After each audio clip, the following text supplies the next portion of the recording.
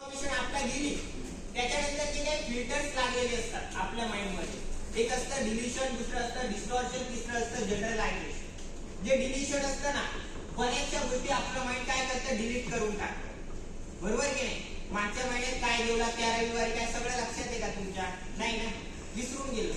एक असतं ऍज्युम करणं, दुसरं असतं ना डिस्टॉर्शन. आपण ऍज्युम करतो, जसं काही आपला बॉस आपल्याबद्दल काय विचार करत, त्यांनी असं आपल्याकडे बघितलं म्हणजे तो काय विचार करत असेल आपल्या माइंड लगेच.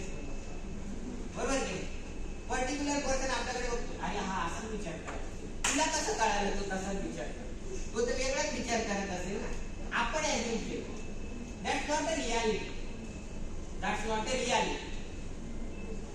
कारण साधी गोष्ट मी रस्त्याने चाललो, बरोबर की असं होऊ शकतं. जसं मी आता तुमच्याकडे असं बघतोय, कधीतरी होईल अरे हे असा विचार करत असतील बरं, वाटतं ना असं कधीतरी.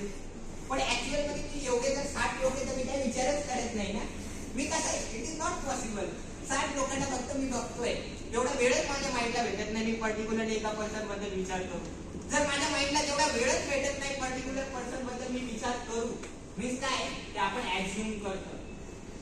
आणि मीही ऍज्युम करतो कधीतरी, अरे नाही हा असा विचार करत असेल, तो तसा विचार करत असेल ना, आणि मग त्याच्या डोक्यात तर भलतच चाललेलं आहे, ते मला थोडी ना माहिती. आणि तिसरं असतं जनरलायझेशन. जनरलायझेशन ही थर्ड स्टेप असते.